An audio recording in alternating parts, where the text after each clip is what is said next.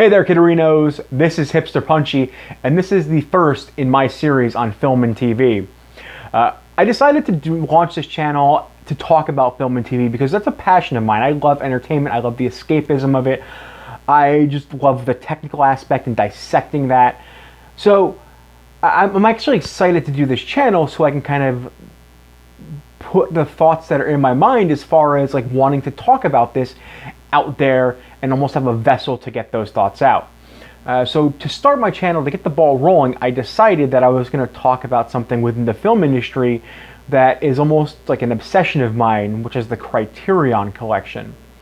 So going forward, in the meantime at least, I'm going to do videos of reviews for different releases from the Criterion collection. I'm going to even do a mini-series of that called The First 100, which is going to be talking about the first 100 spy numbers of Criterion. From there, I'm probably going to branch off at some point to talk about non-Criterion release reviews, and also I'm going to do some movie news at some point, especially if something big releases, I might throw something in there. So what is the Criterion collection? That's a question that a lot of friends ask as I download about it in conversations, and my poor girlfriend has had to ask when we started dating and I started talking about it.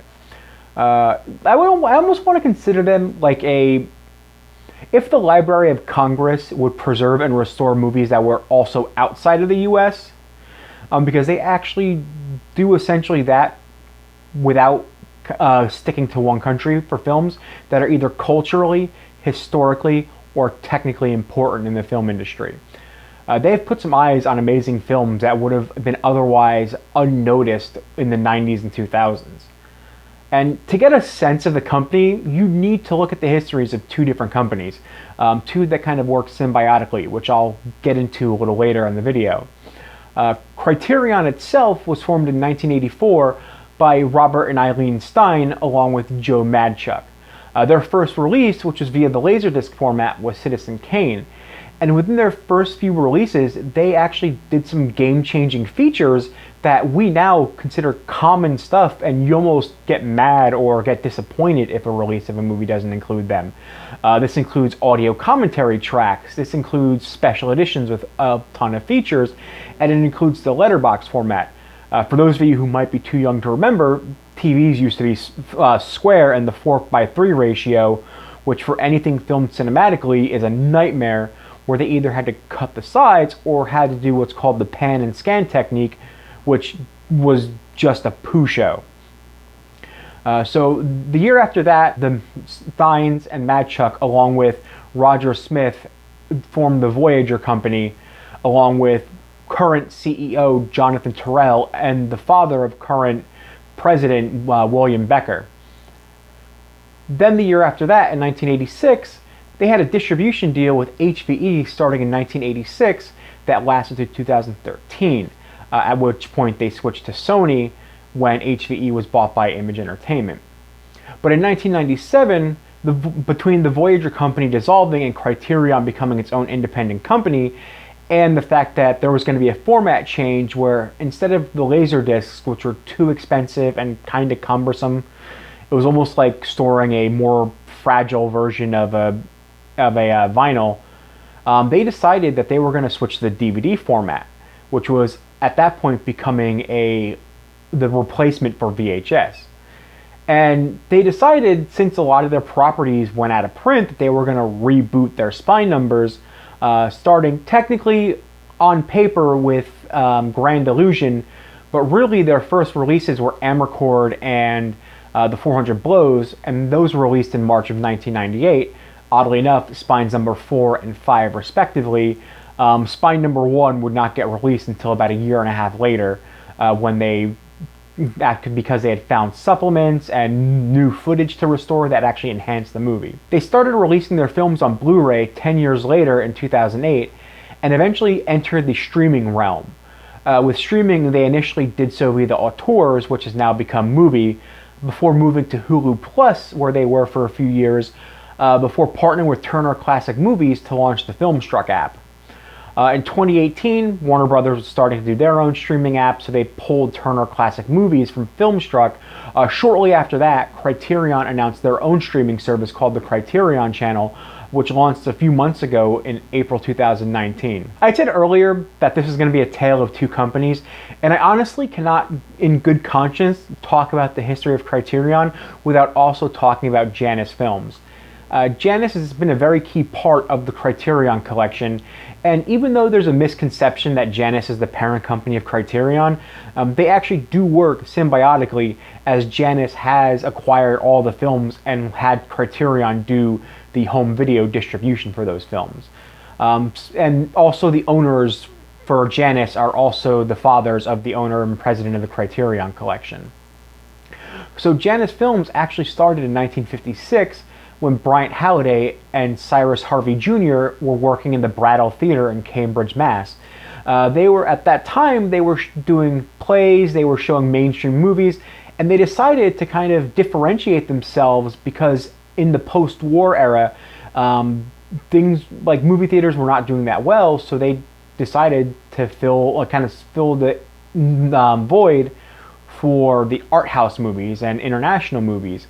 And when that started to actually sell out the theaters, they decided they were going to kind of get into the film business themselves and start distributing films.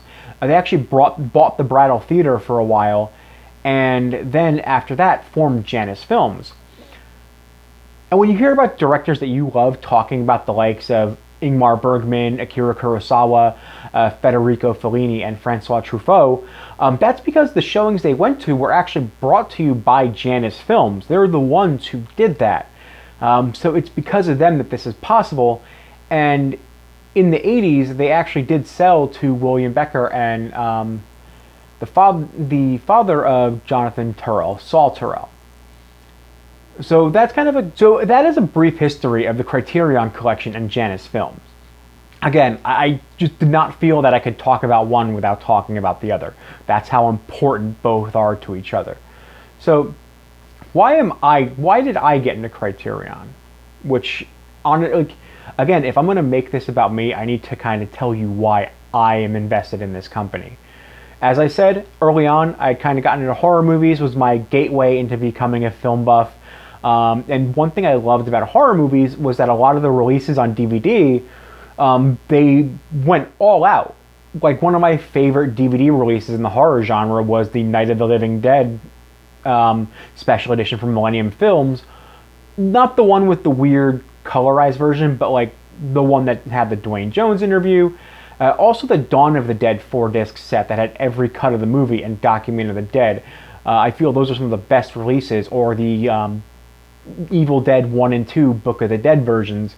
So I love when a company gives a damn about the films they're releasing, when they're not just going to put it in the generic case and just give a bare bones release and say, hey, I tried.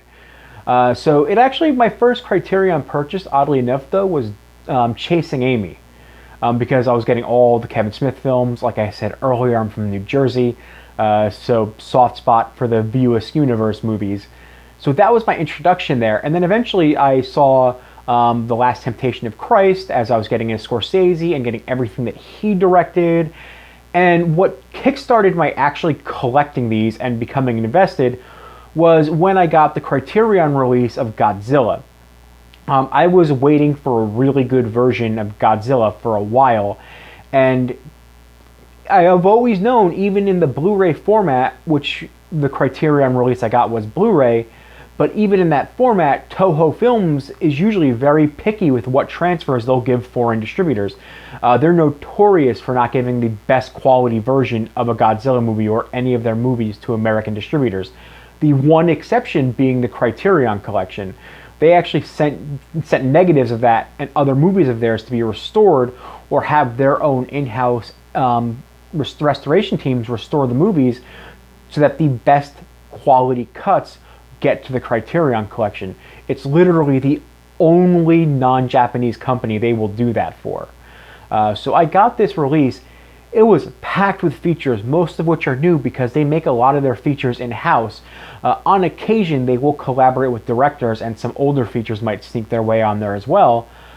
And I was like, okay, this is fantastic. There's a lot in this. I like the digipack casing they had for it. Again, not just the generic blue plastic Blu-ray case. And then I opened it and they had a pop-up Godzilla in there, which to me was just bonus. And on one Blu-ray, they're like, okay, we're going to put Godzilla and a documentary about the ship that was affected by the atomic testing that inspired the movie. We're also going to include a restored version of the US cut of Godzilla King of the Monsters. So again, it was like getting two movies in one. And I had an epiphany that made me get into the collection, and that was, you know what? They care about film. Like, I need to invest and support this company because there's not many companies that will do that, especially in the wide array of genres, and especially not with movies that would be considered not that profitable to really sink resources into. And that's the good thing about Criterion, is that there's such a known brand name in distribution that film companies will actually option some of these overlooked classics to Criterion, knowing that people are going to buy them because of the name recognition and the kind of collector mindset that a lot of fans have. So it started there, and it's gotten to a point where I had a sizable collection, lost that for reasons that I will not say here, and then have been rebuilding my collection over the last couple years. So next video, I'm going to actually get into the culture of Criterion and kind of go over a few more details, such as the bootleg part of it during the DVD years and the licensing and out of print issues that have happened from time to time. And then after that, I'm going to actually start doing reviews of films in the collection, which I will announce the first one next video. You can follow me on Twitter and Instagram at hipsterpunchy. I hope you enjoyed my video. Have a good week.